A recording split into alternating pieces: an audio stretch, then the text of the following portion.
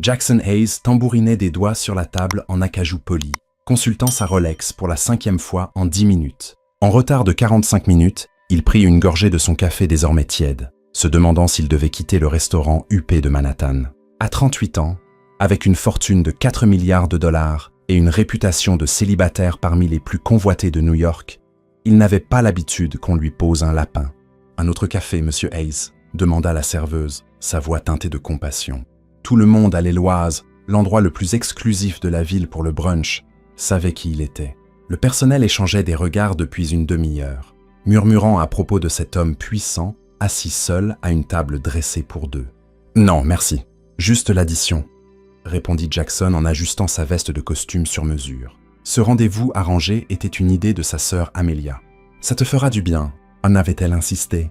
Charlotte est parfaite, intelligente, terre à terre. Elle dirige sa propre entreprise. Jackson avait accepté à contre-cœur, plus pour faire plaisir à sa sœur que par réel espoir. Après 2 fiançailles ratées avec des femmes plus intéressées par sa fortune que par lui, il était devenu cynique à propos des relations.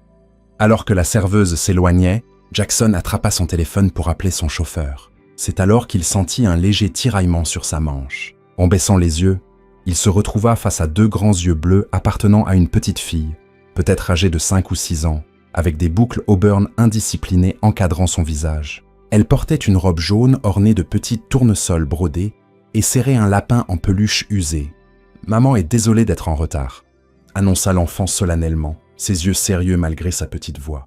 Elle a dû aider Madame Peterson parce que sa voiture est tombée en panne et ensuite, elle n'a pas trouvé de place de parking. Et puis, elle a dû arranger mes cheveux parce qu'ils étaient tout emmêlés à cause du vent. Jackson cligna des yeux, momentanément sans voix. Avant qu'il ne puisse répondre, une femme essoufflée se précipita vers leur table, le visage rougi par l'effort. « Rosie, tu ne peux pas t'enfuir comme ça !» La femme s'agenouilla près de la fillette, vérifiant qu'elle allait bien.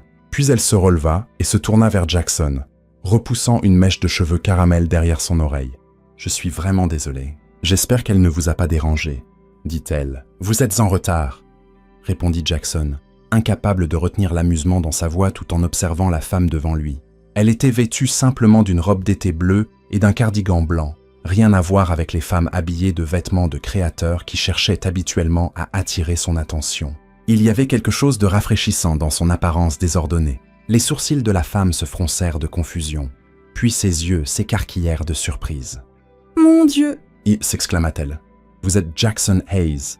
Vous êtes le rendez-vous de Charlotte. » Ce fut au tour de Jackson d'être déconcerté. « Vous connaissez Charlotte ?»« Je sais som Charlotte. Charlotte Bennett. » Elle tendit la main, puis la retira immédiatement pour ajuster le sac fourre-tout qui glissait de son épaule. « Et cette petite fugueuse est ma fille, Rosie. » Jackson se leva, soudain déséquilibré d'une manière qui n'avait rien à voir avec l'équilibre physique. Mais Amelia a dit « Je pensais que vous n'aviez pas d'enfant. » Charlotte termina pour lui, une pointe de résignation dans la voix. J'ai demandé à Amelia de ne pas mentionner Rosie tout de suite. La plupart des hommes perdent tout intérêt dès qu'ils entendent « maman célibataire ». Elle redressa les épaules. « Je comprendrais si vous préférez en rester là. » Quelque chose dans la dignité avec laquelle elle se préparait au rejet intrigua Jackson. « En fait, j'allais commander le déjeuner. Vous et Rosie, voulez-vous vous joindre à moi ?» Soulagement et surprise traversèrent le visage de Charlotte. « Vous êtes sûr ? Nous vous avons déjà fait perdre presque 1 heure. »« Je n'ai nulle part ailleurs où aller, » répondit-il honnêtement. Pour la première fois depuis des années, il était sincèrement curieux de découvrir l'histoire de quelqu'un d'autre. Alors qu'il s'installait à la table, Rosie, arrangeant soigneusement son lapin en peluche sur la chaise à côté d'elle, Jackson se trouva étrangement captivé par ce duo inattendu. Charlotte commanda des pancakes pour Rosie et un toast à l'avocat pour elle-même, s'excusant encore pour son retard. « Madame Peterson est notre voisine âgée », expliqua Charlotte. Sa voiture ne démarrait pas et elle devait se rendre à un rendez-vous médical. Je ne pouvais pas la laisser en plan. « Maman répare les problèmes de tout le monde », intervint Rosie, coupant méthodiquement ses pancakes en carrés précis. Elle a réparé le vélo de Jimmy et l'évier qui fuyait de Madame Gonzalez, et elle fait les meilleurs cookies quand les gens sont tristes. Charlotte rougit. Rosie pense que je suis une sorte de super-héroïne. On dirait bien que vous l'êtes, répondit Jackson, charmé par la mère et la fille. Il y avait quelque chose de rafraîchissant dans leur authenticité brute, dans son monde de transactions commerciales calculées et de relations sociales superficielles. Au fil du déjeuner, Jackson apprit que Charlotte possédait une petite entreprise de design graphique en pleine croissance, qu'elle gérait principalement depuis chez elle pour être présente pour Rosie. Elle avait été élevée par sa grand-mère après avoir perdu ses parents dans un accident de voiture à l'adolescence, et elle parlait de son petit cercle d'amis proches, qui l'aidaient avec Rosie, comme s'ils étaient des trésors précieux. Ce qui frappa le plus Jackson, c'était à quel point ce déjeuner différait de ses rendez-vous habituels. Pas de name-dropping subtil, pas de conversation soigneusement orientée vers ses affaires ou sa richesse. Au contraire, Charlotte semblait sincèrement intéressée par ses opinions sur tout, des meilleurs parcs de la ville à la question de l'existence des extraterrestres. Lorsqu'il mentionna sa fondation caritative axée sur les opportunités éducatives pour les jeunes défavorisés, ses yeux s'illuminèrent d'un intérêt authentique plutôt que d'une approbation calculée. « L'éducation a tout changé pour moi », dit-elle avec passion. « Ma grand-mère n'avait pas beaucoup d'argent, mais elle a économisé assez pour des cours au collège communautaire. C'est pourquoi j'ai créé mon entreprise, pour que Rosie n'ait jamais à s'inquiéter d'avoir des opportunités. » À la fin du repas, Rosie s'était complètement ouverte à Jackson, lui montrant fièrement sa collection de petits trésors qu'elle gardait dans sa poche. Une pierre lisse, un bouchon de bouteille, et ce qu'elle affirmait être une pièce magique qui exauçait les vœux si on la serrait assez fort. « Voulez-vous faire un vœu ?» demanda-t-elle, lui offrant solennellement la pièce. Quelque chose dans l'expression sérieuse de l'enfant toucha une partie du cœur de Jackson qu'il pensait fermé depuis longtemps. Il accepta la pièce, ferma brièvement les yeux, puis la lui rendit. « Merci, Rosie, c'est très généreux. » Charlotte consulta sa montre et soupira. « Nous devrions probablement y aller. J'ai une réunion avec un client à 15 heures. » Elle tendit la main vers son portefeuille, mais Jackson l'arrêta d'un geste. « Laissez-moi, s'il vous plaît. » Ce fut le déjeuner le plus agréable que j'ai eu depuis longtemps. Dehors, alors qu'ils se préparaient à se séparer, une averse d'été inattendue commença. De grosses gouttes de pluie tombèrent d'un ciel soudainement sombre. Sans hésiter, Jackson offrit son parapluie, assez grand pour protéger Charlotte et Rosie. « Mais vous allez être mouillés. » protesta Charlotte. Jackson sourit. « Je ne suis pas en sucre, je ne vais pas fondre. » Alors que le tonnerre grondait au-dessus, les yeux de Rosie s'écarquillèrent de peur. Elle serra fort la main de sa mère. Jackson s'agenouilla à sa hauteur. « Veux-tu connaître un secret sur le tonnerre ?» Quand Rosie hocha la tête prudemment, il poursuivit. « C'est juste les nuages qui jouent au bowling là-haut. Ce grondement, c'est le bruit d'un strike. » La peur de la fillette se transforma en rire. « C'est idiot. Les nuages n'ont pas de mains pour tenir des boules de bowling. » « Ah, mais ils ont des mains de nuages, c'est très différent. » répondit Jackson sérieusement, provoquant plus de rire.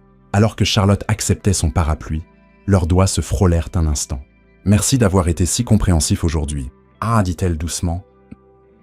La plupart des hommes dans votre position ne l'auraient pas été. La plupart des hommes dans ma position ratent l'occasion de rencontrer des gens comme vous et Rosie, » répondit-il sincèrement. Lorsqu'ils se séparèrent, Jackson se surprit à les regarder s'éloigner longtemps après qu'ils eurent disparu dans la foule, la pluie trempant son costume coûteux, sans qu'il s'en rende compte. Pour la première fois depuis des années, il ressentait quelque chose qu'il n'attendait pas d'un rendez-vous arrangé, de l'espoir. 3 jours après ce déjeuner inattendu, Jackson se retrouva dans son bureau au sommet de son penthouse, fixant la carte de visite de Charlotte. Le logo en relief, Bennett Designs, et entouré de motifs géométriques subtils, reflétait son talent artistique. Il avait déjà visité son site web, impressionné par les designs épurés et innovants de son portfolio.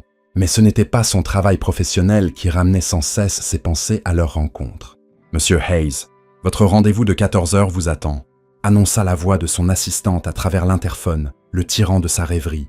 « Merci Diana, donnez-moi 5 minutes », répondit-il, rangeant la carte de Charlotte dans son portefeuille. La fusion avec Westfield Technologies avait accaparé la majeure partie de sa semaine, laissant peu de temps pour les affaires personnelles.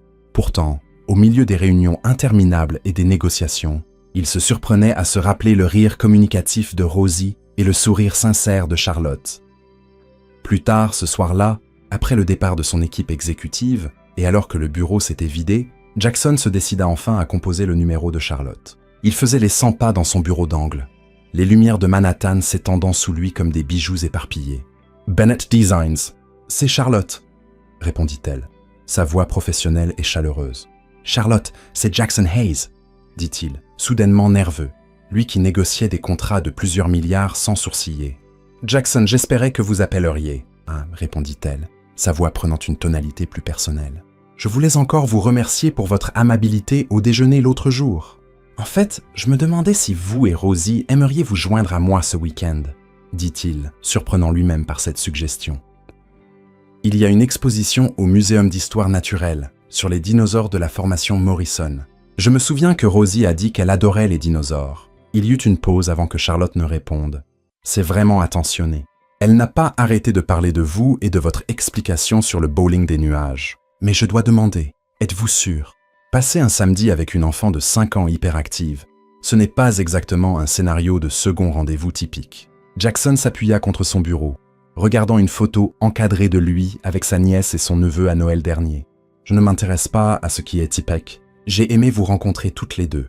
Après avoir finalisé les plans pour le samedi, Jackson raccrocha avec un sentiment d'anticipation inhabituel. Sa sœur Amelia appela quelques minutes plus tard, comme si elle avait un 6e sens pour les développements dans sa vie personnelle. « Alors, comment ça s'est passé avec Charlotte ?» demanda-t-elle sans préambule. « Tu as oublié de mentionner qu'elle avait une fille ?» répondit Jackson, sans réel reproche. Amelia soupira. « Aurais-tu accepté d'y aller si je te l'avais dit ?»« Probablement pas, » admit-il après un moment de réflexion. « Exactement. Et tu aurais raté l'occasion de rencontrer quelqu'un de merveilleux. Charlotte est l'une des personnes les plus authentiques que je connaisse. Après ces croqueuses de diamants auxquelles tu étais fiancé, je pensais que tu avais besoin de quelqu'un de vrai. » Jackson ne pouvait contredire son jugement. Ses relations passées l'avaient rendu méfiant et cynique. « On va au musée samedi avec Rosie, » ajouta-t-il. « Tu passes volontairement du temps avec une enfant. » La surprise d'Amelia était évidente. « Qui êtes-vous et qu'avez-vous fait de mon frère accro au travail ?»« Très drôle, » rétorqua Jackson, mais sa réaction le fit réfléchir. Quand avait-il fait quelque chose de spontané pour la dernière fois, quelque chose qui n'était pas calculé pour un avantage commercial ou une obligation sociale? Le samedi arriva avec un temps d'automne précoce parfait, un air frais, un soleil doré et des arbres commençant à peine à montrer leur transformation à venir. Jackson arriva au musée avec 15 minutes d'avance, ayant passé un temps embarrassant ce matin-là à choisir quoi porter. Il avait finalement opté pour un jean sombre et un pull en cachemire, assez décontracté pour le musée, mais toujours soigné. Il les repéra sur les marches du musée, Rosie sautant joyeusement d'une marche à l'autre, tandis que Charlotte tentait de contenir son enthousiasme. La petite fille portait une robe ornée de motifs de dinosaures et des baskets lumineuses qui clignotaient à chaque saut énergique. « Jackson !» cria Rosie en le voyant, agitant frénétiquement la main comme s'ils étaient séparés par des kilomètres plutôt que par quelques mètres. Sa joie débridée à le revoir était à la fois surprenante et touchante. Charlotte sourit, l'air désolé, en s'approchant. « Elle est debout depuis 5 heures ce matin, à compter les heures. Je dois vous prévenir, elle a mémorisé des faits sur au moins 15 dinosaures différents et les récitera tous si on lui en donne l'occasion. » Jackson sourit. « J'ai hâte de m'instruire. » En entrant dans le musée, Jackson fut frappé par la différence entre cette sortie et ses rendez-vous habituels soigneusement orchestrés. Il n'y avait ici ni prétention, ni charme calculé, ni conversation stratégique. Au lieu de cela, il y avait l'enthousiasme débordant de Rosie qui les entraînait vers le premier fossile, et l'attention discrète de Charlotte, à la fois pour sa fille et pour lui. « Tu savais que le diplodocus pouvait devenir aussi long qu'un bus scolaire ?» l'informa Rosie solennellement alors qu'ils se tenaient devant le squelette massif. « Et leur cerveau était tout petit, comme une noix. »« Je ne savais pas ça, » répondit Jackson avec le même sérieux, ce qui lui valut un sourire radieux de la part de la petite fille. Il surprit Charlotte en train de les observer, une expression douce et prudente sur le visage. La matinée passa dans un tourbillon de faits préhistoriques et d'exclamations de Rosie. Jackson se surprit à apprécier sincèrement la perspective de l'enfant, voyant les expositions à travers ses yeux émerveillés plutôt que son regard analytique habituel. Lorsque Charlotte s'excusa brièvement pour prendre un appel urgent d'un client, Jackson et Rosie se retrouvèrent devant l'impressionnant Tyrannosaurus Rex. « Tu vas épouser ma maman ?» demanda soudain Rosie, ses yeux bleus fixés sur lui avec une franchise déconcertante. Jackson manqua de s'étouffer de surprise. « On vient juste de se rencontrer, Rosie. Les gens apprennent généralement à se connaître pendant un certain temps avant de penser à des choses comme le mariage. » Rosie réfléchit, son petit visage sérieux. « La maman de mon ami Zach a épousé son nouveau papa après 3 rendez-vous. Ils sont allés à Disney World pour leur lune de miel, et Zach a pu y aller aussi. » Elle leva les yeux avec espoir. « Je ne suis jamais allé à Disney World. » Avant que Jackson ne puisse formuler une réponse à cette négociation magistrale, Charlotte revint, s'excusant pour l'interruption. Après le musée, ils marchèrent jusqu'à un café à proximité pour déjeuner. En attendant leur commande, Charlotte s'excusa pour emmener Rosie aux toilettes, laissant Jackson seul avec ses pensées. Il ne se souvenait pas de la dernière fois où il avait passé une matinée aussi présente, aussi engagée dans l'instant, sans vérifier ses emails ou penser à la réunion suivante. « Désolé pour ça, » dit Charlotte en revenant. « Tout va bien ?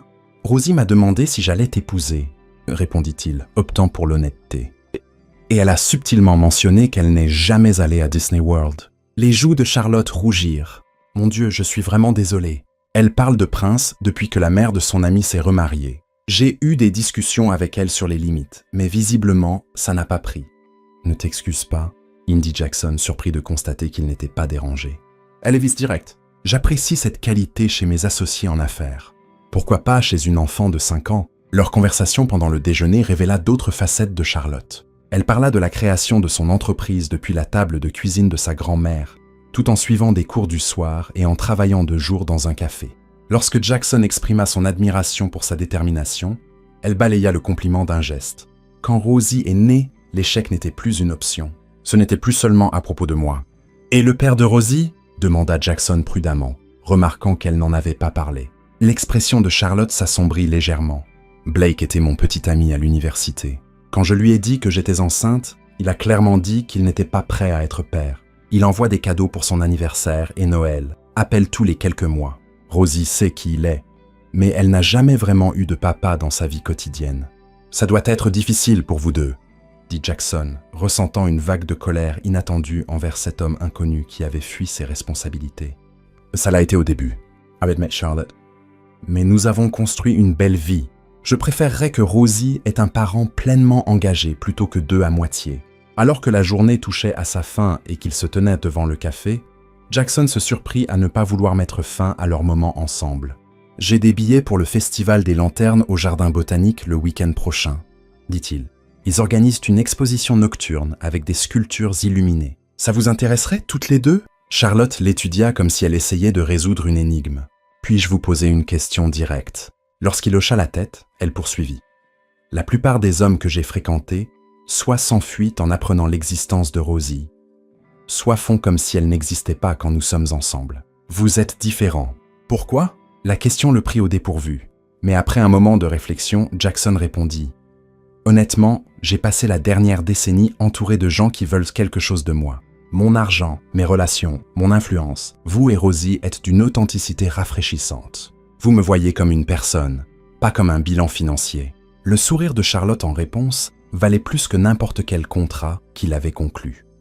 En se séparant avec la promesse de se revoir le week-end suivant, Jackson réalisa avec une clarté surprenante que, pour la première fois depuis des années, il attendait avec impatience quelque chose qui n'avait rien à voir avec Ace Enterprises. Ce soir-là, alors qu'il travaillait sur des projections trimestrielles dans son bureau à domicile, son téléphone vibra avec un message de Charlotte. C'était une photo d'un dessin au crayon, représentant 3 bonhommes allumettes étiquetés « Maman ». Est-ce Rosie?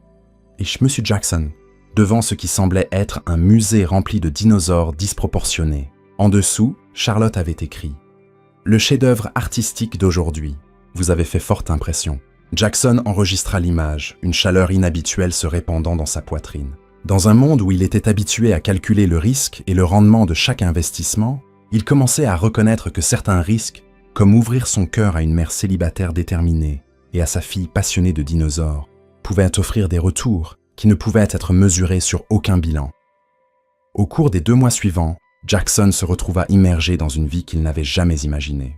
Des sorties au zoo le week-end, des pique-niques impromptus à Central Park et des soirées cinéma avec des princesses animées et des animaux parlants. Ce changement dans sa routine aurait dû lui sembler brutal, mais il se sentait au contraire étonnamment naturel. Charlotte et Rosie avaient creusé un espace dans son monde qu'il n'avait pas réalisé être vide. Ce soir-là était différent, cependant.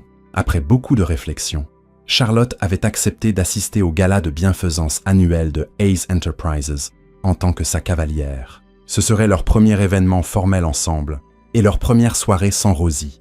Jackson ajusta son nœud papillon dans le miroir inhabituellement anxieux à l'idée de l'impression que Charlotte ferait parmi son cercle social habituel. Son chauffeur s'arrêta devant l'appartement modeste en grès brun de Charlotte à Brooklyn, à des lieues de son penthouse à Manhattan. Jackson avait proposé à plusieurs reprises de lui envoyer sa voiture, mais elle avait insisté pour maintenir certaines limites. « Je suis parfaitement capable de prendre le métro », lui avait-elle dit avec ce menton relevé obstiné qu'il trouvait si attachant. Quand Charlotte ouvrit la porte, Jackson perdit momentanément la parole. Elle portait une robe émeraude élégante qui mettait en valeur sa silhouette élancée, ses cheveux caramel relevés en un chignon sophistiqué. Elle était magnifique, mais c'était l'incertitude dans ses yeux qui lui serra le cœur. « Trop ?» demanda-t-elle, mal interprétant son silence. « Je l'ai emprunté à mon amie Meghan. Je n'ai pas vraiment de galade milliardaire dans ma garde-robe habituelle. » Jackson secoua la tête, retrouvant sa voix. « Vous êtes absolument époustouflante. » Une femme d'une 60aine d'années apparut derrière Charlotte, Rosie à ses côtés. « Vous devez être le célèbre Jackson, » dit-elle en tendant la main. « Je suis Virginia, l'ancienne voisine de Charlotte et grand-mère honoraire de Rosie. J'ai beaucoup entendu parler de vous. »« Tout positif, j'espère, » répondit Jackson en lui serrant la main. « La plupart du temps, » dit Virginia avec un clin d'œil, bien que celle-ci, elle désigna Rosie, dit que vous faites de terribles sandwichs au beurre de cacahuète. Coupé en rectangle au lieu de triangle. Une faute grave. Une erreur de débutant, admit Jackson solennellement, ce qui fit rire Rosie, qui admirait sa mère avec de grands yeux. « Tu ressembles à une princesse, maman, » déclara Rosie. Puis, se tournant vers Jackson avec un sérieux inattendu, elle ajouta « Prends bien soin d'elle, d'accord ?»« Je te le promets !» répondit-il, cet échange simple semblant plus lourd que bien des accords professionnels qu'il avait conclus. Alors qu'il roulait vers Manhattan, Charlotte triturait son sac à main emprunté. « Je dois vous prévenir, » dit-elle. « Je n'ai pas assisté à quelque chose d'aussi chic depuis mon bal de promo. Et même là, c'était dans le gymnase du lycée avec des décorations en papier crépon. » Jackson prit sa main. « Soyez vous-même, c'est plus que suffisant. » Ce qu'il ne dit pas, c'était à quel point l'idée de présenter Charlotte à son monde le rendait nerveux. Non pas parce qu'il avait honte d'elle, mais parce qu'il était devenu protecteur de ce qu'ils construisaient ensemble, quelque chose d'authentique dans un milieu où l'authenticité était rare. Dès leur entrée dans la salle de bal opulente du Pierre, les têtes se tournèrent. Jackson Hayes, arrivant avec une femme inconnue, était une nouvelle dans certains cercles. Il guida Charlotte à travers la foule, sa main glissée au creux de son bras, tandis qu'il la présentait à des associés professionnels et des connaissances sociales. « Alors, comment vous êtes-vous rencontrés ?» demanda Veronica Pembroke, la PDG au regard acéré d'une entreprise technologique concurrente et une figure constante dans le cercle social de Jackson depuis des années. Son sourire était poli, mais ses yeux calculateurs détaillaient la robe empruntée de Charlotte. Avant que Jackson ne puisse répondre, une voix suave l'interrompit. « Oui, Jackson, comment as-tu rencontré ta charmante cavalière ? Tu as été remarquablement absent des rassemblements habituels ces derniers temps. » Jackson se crispa alors qu'Audrey Winter s'approchait, une flûte de champagne à la main. Son ancienne fiancée était, comme toujours, irréprochable dans une robe de créateur qui coûtait probablement plus que le loyer annuel de Charlotte. Son sourire était d'une perfection étudiée, mais il y avait quelque chose de prédateur dans son regard lorsqu'il glissa sur Charlotte. « Rendez-vous arrangé », répondit Charlotte avec entrain, apparemment inconsciente des sous-entendus. « Ta sœur nous a présentés, et il a été assez gentil pour ne pas partir quand je suis arrivé avec presque 1 heure de retard. »« Charmant », répondit Audrey, son ton suggérant tout le contraire. Jackson a toujours eu un faible pour les causes caritatives. Elle tourna son attention vers Jackson. « Ta mère a mentionné que tu pourrais assister à la retraite d'hiver des Morgan à Aspen. J'y serai aussi. Peut-être pourrions-nous rattraper le temps perdu. » Jackson sentit Charlotte se raidir à ses côtés. « Mes plans ne sont pas encore fixés, » répondit-il froidement. « Si vous voulez bien nous excuser, j'ai promis une danse à Charlotte. » Alors qu'il la conduisait vers la piste de danse, Charlotte murmura « Ancienne petite amie ? Ancienne fiancée, admit-il. Ça s'est mal terminé. Laisse-moi deviner, dit Charlotte. Elle trouvait ta maison de vacances dans les Hamptons pittoresque et voulait une bague de fiançailles plus conséquente parce que le diamant de 5 carats était trop discret. Jackson la regarda surpris. « Comment le sais-tu » Charlotte sourit alors qu'il la prenait dans ses bras pour la valse. « Ta sœur m'a prévenu à propos de ton ex. » Apparemment, Amelia n'était pas sa plus grande fan. Alors qu'ils évoluaient sur la piste de danse, Jackson s'émerveilla de la facilité avec laquelle Charlotte suivait ses pas. « Vous dansez bien pour quelqu'un qui prétend que son dernier événement formel était un bal de promo au lycée. Tutoriel YouTube hier soir après que Rosie s'est couchée, confessa-t-elle en riant. Je ne voulais pas vous embarrasser en vous marchant sur les pieds devant l'élite de New York. Cette simple admission qu'elle avait pris le temps de se préparer pour essayer de s'intégrer à son monde le toucha profondément. Au fil de la soirée, Jackson observa Charlotte avec une admiration croissante. Elle ne reconnut peut-être pas le célèbre créateur de mode qui complimenta sa robe ou ne comprit pas l'importance de l'ancien secrétaire d'État demandant une présentation, mais sa chaleur naturelle et son intérêt sincère pour les gens transparaissaient dans chaque conversation. Plus tard, alors que Charlotte s'excusa pour aller au salon, Jackson fut accosté par sa mère, Eleanor Hayes, une femme redoutable dont l'influence philanthropique n'avait d'égal que sa détermination à voir son fils bien établi. « Elle est certainement différente de ton type habituel », observa Eleanor, regardant la silhouette de Charlotte s'éloigner. « Amelia m'a dit qu'elle avait un enfant. Elle s'appelle Rosie. Elle a 5 ans ?» répondit Jackson, se préparant à la réaction de sa mère. L'arc parfait du sourcil d'Eleanor s'éleva plus haut. « Je vois. Et c'est sérieux ?» Avant que Jackson ne puisse répondre, Audrey se matérialisa à ses côtés. « Jackson chéri, l'épouse du sénateur demande des nouvelles de l'expansion internationale de ta fondation.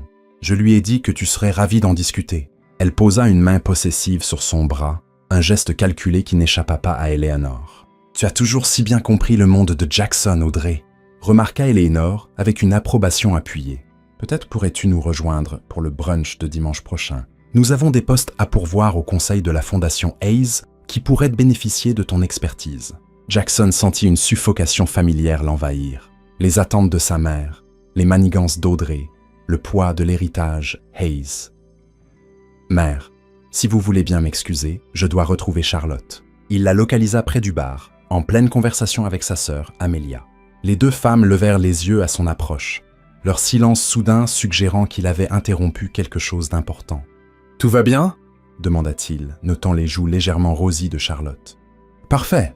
répondit Amelia un peu trop vivement. « Je partageais juste quelques histoires de famille avec Charlotte. » La soirée se poursuivit, mais Jackson remarqua un changement subtil dans l'attitude de Charlotte, une retenue qui n'était pas là auparavant. Alors qu'ils quittèrent le gala peu après minuit, le silence dans la voiture semblait lourd de pensées inexprimées. « Ah, tu as été silencieuse », dit-il enfin alors qu'ils traversèrent le pont de Brooklyn, les lumières de la ville se reflétant dans l'eau en contrebas. Charlotte regarda par la fenêtre. « Ton ex-fiancée est toujours amoureuse de toi », dit-elle d'un ton factuel. « Et ta mère préférerait que tu te réconcilies avec elle plutôt que de continuer à me voir. » Jackson soupira. « Audrey n'est pas amoureuse de moi, elle est amoureuse de ce que je représente. Quant à ma mère, elle finira par t'apprécier une fois qu'elle te connaîtra. » Charlotte se tourna vers lui, son expression sérieuse dans l'habitacle sombre de la voiture. « Jackson, je dois te poser une question et j'ai besoin d'une honnêteté totale. » Elle prit une profonde inspiration. « Où va cette relation? Parce que je dois penser à Rosie. Elle commence déjà à s'attacher à toi. Et si tout ceci n'est qu'une nouveauté pour toi, sortir avec une personne ordinaire, vivre une vie normale pendant un temps avant de retourner vers des femmes comme Audrey, j'ai besoin de le savoir maintenant. » La franchise de sa question le prit au dépourvu. « Charlotte, je... » « Tu n'as pas à répondre tout de suite, » l'interrompit-elle, sa voix douce mais ferme. « Réfléchis-y simplement, parce que ce n'est pas seulement moi qui serai blessé si tu n'es pas sérieux. » Lorsqu'ils arrivèrent à son appartement, Jackson l'accompagna jusqu'à la porte. Avant qu'il ne puisse parler, elle se hissa sur la pointe des pieds et l'embrassa doucement. « Merci pour ce soir. Malgré les moments compliqués, j'ai passé un merveilleux moment. »« Charlotte, bonne nuit, Jackson, » dit-elle se glissant à l'intérieur avant qu'il ne puisse terminer. Le lendemain matin, Jackson se réveilla avec plusieurs appels manqués de sa mère et un texto d'Audrey proposant un déjeuner. Ignorant les deux, il appela plutôt Amelia. « Qu'est-ce que tu as dit exactement à Charlotte hier soir ?» demanda-t-il lorsqu'elle répondit. « La vérité, » répondit sa sœur sans s'excuser. « Que notre mère est une snob qui pense que les lignées et les relations sociales comptent plus que le caractère, et que la firme d'investissement du père d'Audrey cherche depuis des années un partenariat avec Hayes Enterprises. Un partenariat qui serait bien plus fluide si l'héritier de la fortune Hayes se réconciliait avec l'héritière Winters. » Jackson passa une main dans ses cheveux, frustré. « Pourquoi lui as-tu dit ça ?»« Parce qu'elle avait besoin de savoir à quoi elle faisait face, » répondit simplement Amelia. « Charlotte est une perle, Jackson. Si tu es sérieux à son sujet, tu dois être prêt à te battre pour elle. Sinon, mets fin à tout ça maintenant avant qu'elle et cette petite fille n'aient le cœur brisé. » La conversation laissa Jackson troublé. Pour la première fois de sa vie adulte, il se trouvait à un carrefour où les attentes de sa famille, ses intérêts professionnels et son bonheur personnel semblaient irréconciliables. Cet après-midi-là, il se rendit à Brooklyn sans prévenir, un sac en papier de la boulangerie préférée de Rosie à la main. Virginia ouvrit la porte, la surprise évidente sur son visage. « Charlotte n'est pas là, » dit-elle. « Elle a emmené Rosie rendre visite à sa grand-mère pour le week-end. Elles sont parties ce matin. Elle n'a mentionné aucun projet quand je l'ai déposée hier soir, » dit Jackson, la confusion cédant la place à l'inquiétude. L'expression de Virginia s'adoucit légèrement. Parfois, une fille a besoin de prendre du recul quand les choses se compliquent, surtout quand il y a un enfant impliqué. Elle hésita, puis ajouta « Charlotte ne laisse pas beaucoup de gens entrer dans sa vie, vous savez. La mort de ses parents, puis le père de Rosie qui l'a abandonnée.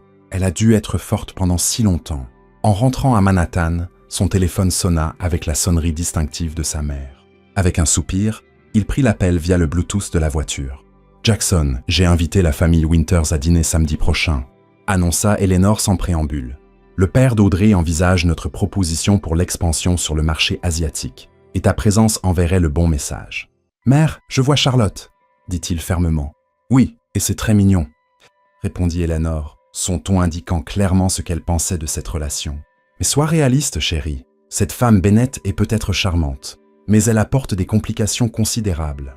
Audrey comprend notre monde, nos obligations. »« Notre monde ?» répéta Jackson, une prise de conscience se faisant jour. « C'est de ça qu'il s'agit vraiment, n'est-ce pas? Maintenir la dynastie Hayes exactement comme elle a toujours été. L'héritage familial compte, Jackson. Ton père a construit quelque chose de remarquable, et c'est ta responsabilité de le protéger et de l'agrandir. Le sentimentalisme est un luxe que nous ne pouvons pas nous permettre dans notre position. » Pour la première fois, Jackson entendit les mots de sa mère pour ce qu'ils étaient vraiment. Non pas de la sagesse, mais de la peur déguisée en pragmatisme. Peur du changement, de tout ce qui perturbait le monde soigneusement construit qu'elle habitait. « Je ne viendrai pas au dîner, » dit-il calmement. « Et je pense qu'il est temps que je fasse des changements à Hayes Enterprises. » La salle du conseil d'administration de Hayes Enterprises plongea dans le silence alors que Jackson terminait son discours. 20 pères d'yeux le fixaient, leurs expressions allant de la stupéfaction au calcul, en passant par une approbation prudente. « Pour être clair, » dit Robert Thornton, le membre le plus ancien du conseil, « vous proposez de restructurer l'ensemble de la direction exécutive, d'élargir la mission de la fondation caritative pour se concentrer sur des programmes de soutien aux parents célibataires et de vous retirer personnellement des opérations quotidiennes pour adopter un rôle plus stratégique. » L'homme âgé retira ses lunettes, les polissant pensivement. « C'est un changement radical, Jackson. »« C'est exact !» approuva Jackson, debout avec assurance à la tête de la table luisante. « Et c'est nécessaire. Hayes Enterprises fonctionne de la même manière depuis 30 ans. Le monde a changé, nous devons changer avec lui. » Ce qu'il n'ajouta pas, c'est qu'il avait passé la semaine précédente à réévaluer tout. Ses priorités, son avenir, et ce qui comptait vraiment. Charlotte et Rosie étaient rentrées de leur week-end, mais quelque chose avait changé. Charlotte était chaleureuse mais réservée, créant une distance subtile qui poussa Jackson à une clarté inattendue. Alors que la réunion s'ajournait, son téléphone vibra avec un texto de Charlotte. « La pièce de théâtre de l'école de Rosie est ce soir à 19h. Elle est un arbre muet, mais elle est très excitée par son costume et a demandé si tu pourrais venir. » Il y a un mois, Jackson aurait automatiquement consulté son agenda, pesant la valeur professionnelle de ses engagements du soir contre une performance scolaire. Aujourd'hui, il répondit simplement « Je serai là, au premier rang. » Sa mère l'attendait dans son bureau lorsqu'il revint, sa silhouette élégante se découpant contre l'horizon de Manhattan. « Le secrétaire du conseil m'a appelé, » dit Eleanor sans préambule. « Qu'est-ce que tu fais, Jackson ? » « Je crée une entreprise dont je pourrais être fier de transmettre un jour, » répondit-il, posant son portfolio sur le bureau. « Une entreprise qui valorise plus que les marges de profit et les parts de marché. » Eleanor l'étudia, son expression indéchiffrable. « C'est à cause de cette femme et de son enfant, n'est-ce pas ? C'est à propos du genre d'homme que je veux être, » corrigea Jackson. « Charlotte et Rosie m'ont aidé à voir les choses plus clairement. Mais ces changements sont les miens. Papa a construit cette entreprise de rien parce qu'il voulait créer quelque chose de significatif. Quelque part en chemin, nous avons perdu cela de vue. Ton père serait... » « Mon père serait fier, » interrompit doucement Jackson. « Il disait toujours que les affaires concernaient d'abord les gens, ensuite les profits. C'est toi qui me l'as appris, mère, avant qu'il ne meure. Quelque chose passa sur le visage d'Eleanor. Une ombre de reconnaissance, peut-être même de regret. Tu es sérieux à propos d'elle, alors, cette Charlotte? Je le suis, répondit simplement Jackson. Eleanor soupira, lissant une ride invisible sur son costume impeccable. Eh bien, je suppose que je devrais la rencontrer officiellement, elle et l'enfant. Rosie, précisa Jackson. Elle s'appelle Rosie, et elle joue dans une pièce scolaire ce soir. Tu es la bienvenue pour nous rejoindre. Quelques heures plus tard, Jackson était assis sur une chaise pliante dans l'auditorium d'une école primaire, sa mère à ses côtés dans ce qui devait être sa première visite dans une école publique depuis des décennies. De l'autre côté, Virginia, qui avait considéré Eleanor avec un scepticisme amusé lorsqu'il avait fait les présentations. Charlotte se précipita dans l'allée vers eux, la surprise évidente sur son visage en voyant Eleanor. « Madame Hayes, je ne m'attendais pas... »« Appelez-moi Eleanor. » interrompit sa mère avec une grâce inattendue. « J'ai tellement entendu parler de vous et de votre fille. J'ai pensé qu'il était temps que nous nous rencontrions correctement. » Avant que Charlotte ne puisse répondre, les lumières s'atténuèrent et la représentation commença. Une production délicieusement chaotique sur le changement des saisons. Rosie se tenait fièrement en tant qu'arbre, les bras tendus avec des feuilles en papier, agitant parfois la main avec enthousiasme, malgré les instructions de rester immobile. Jackson observa le visage de Charlotte dans la pénombre, la manière dont ses yeux ne quittaient jamais sa fille, emplie d'une fierté si pure qu'elle lui serra le cœur. À cet instant, en voyant son amour indéfectible pour Rosie, tous les doutes qu'il aurait pu avoir s'évanouirent complètement. Après la représentation, alors que Rosie courait vers eux, toujours dans son costume d'arbre, Jackson remarqua sa mère essuyer discrètement une larme au coin de son œil. « Vous m'avez vu ?» demanda Rosie essoufflée. « J'étais le meilleur arbre, le tout meilleur. »« Je suis d'accord, » dit Jackson solennellement. « Je ne pense pas avoir jamais vu un chêne plus convaincant. Je suis un érable. » Anne corrigea Rosie, l'air sérieux. « Les chênes ont des feuilles différentes. Mademoiselle Peterson nous a appris l'arbore. L'arboriculture. »« L'arboriculture » compléta Charlotte avec un sourire. « Oui, ça. » Rosie tourna son attention vers Eleanor. « Vous êtes la maman de Jackson ?» Eleanor, à son crédit, ne broncha pas face à la question directe. « Oui. Tu dois être Rosie. J'ai entendu dire que tu étais une artiste remarquable. » Rosie hocha la tête avec enthousiasme. « Vous voulez voir mes dessins ? Maman les a mis sur le frigo.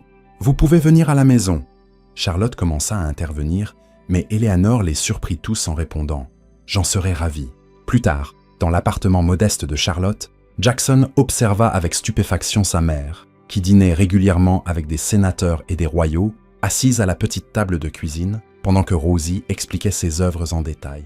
Virginia avait préparé un dîner simple, et le groupe improbable se réunit autour de la table dans une normalité domestique qui semblait à la fois étrangère et juste. Lorsque Rosie alla enfin se coucher après avoir arraché à Eleanor la promesse de revenir pour son anniversaire, les adultes s'installèrent dans le salon avec des tasses de thé. « Vous avez une fille remarquable, » dit Eleanor à Charlotte. « Elle me rappelle Amelia à cet âge, déterminée et totalement indifférente aux apparences. »« Merci, » répondit Charlotte, encore prudente mais se réchauffant légèrement. « Elle est tout mon monde. »« Je comprends ce sentiment, » dit Eleanor avec une vulnérabilité inattendue. Après la mort du père de Jackson, lui et Amelia sont devenus mon unique centre d'attention, peut-être trop. Elle jeta un coup d'œil à son fils. Nous voulons protéger nos enfants des épreuves, oubliant parfois que la surprotection crée ses propres problèmes. Alors que la soirée touchait à sa fin, Eleanor les surprit encore en prenant Charlotte brièvement dans ses bras. « Merci de m'avoir incluse ce soir, » dit-elle. « Peut-être pourrions-nous déjeuner la semaine prochaine. J'aimerais en savoir plus sur votre entreprise de design. » Après le départ d'Eleanor dans sa voiture avec chauffeur, un silence gêné s'installa entre Jackson et Charlotte. « Ta mère n'est pas ce à quoi je m'attendais, » dit enfin Charlotte, ramassant les tasses vides. « Elle m'a surpris aussi, » admit Jackson, la suivant dans la cuisine. « Charlotte, nous devons parler de ce qui s'est passé après le gala. Tu es différente depuis. » Charlotte posa les tasses dans l'évier, lui tournant le dos. « J'avais besoin de réfléchir à nous, à ce qui était réaliste. » Elle se tourna pour lui faire face. « Jackson, nos mondes sont complètement différents. Tu l'as vu au gala. Ces gens me regardaient comme si j'étais un spécimen exotique dans une exposition de musée. Ces gens n'ont pas d'importance, » dit Jackson se rapprochant. « Ils en ont, » insista Charlotte. « Ils font partie de ton monde, ta mère, tes associés, ton cercle social. Et puis il y a Rosie à considérer. Elle est déjà tellement attachée à toi. Si ça ne marche pas. Et si ça marche? Interrompit Jackson, prenant ses mains dans les siennes.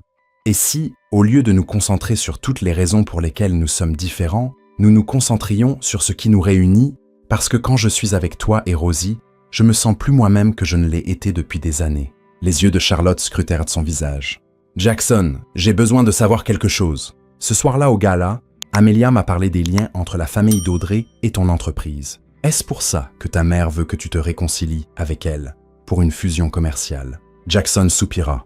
Ma mère vient d'une génération qui croit que les relations personnelles et professionnelles doivent être stratégiquement alignées. Mais j'ai passé la semaine dernière à restructurer Hayes Enterprises, précisément pour que ce genre de considération ne guide plus nos décisions. Tu as restructuré ton entreprise? Demanda Charlotte, la surprise évidente dans sa voix. Parce que c'était la bonne chose à faire, corrigea doucement Jackson. Mais oui, toi et Rosie m'avez aidé à voir ce qui compte vraiment. Il fouilla dans sa poche et en sortit une petite boîte. Ce qui m'amène à ceci. Les yeux de Charlotte s'écarquillèrent. Jackson, si c'est ce que je pense, c'est beaucoup trop tôt. Ce n'est pas une bague, interrompit-il avec un sourire, ouvrant la boîte pour révéler une petite clé dorée. Pas encore. Cette conversation viendra quand nous serons tous les deux prêts. Il plaça la clé dans sa paume. C'est pour ma maison dans les Berkshire. Je prends 2 semaines de congé le mois prochain. Mes premières vraies vacances en année. J'aimerais que toi et Rosie veniez avec moi. Pas de gala, pas d'appel professionnel, pas d'attente. Juste nous, pour découvrir ce que nous pourrions être ensemble. Charlotte fixa la clé. 2 semaines. Je ne peux pas laisser mon entreprise aussi longtemps. Tu peux apporter ton travail. La maison a un atelier qui ferait un bureau temporaire parfait.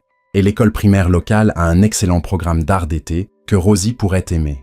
Il avait soigneusement étudié la question, voulant répondre à ses préoccupations pratiques. « Tu as vraiment réfléchi à tout ça ?» dit doucement Charlotte. « Oui, » confirma Jackson. « Parce que ce que j'ai réalisé cette semaine, c'est que je ne veux pas redevenir celui que j'étais avant de vous rencontrer. J'aime la personne que je suis quand je suis avec vous.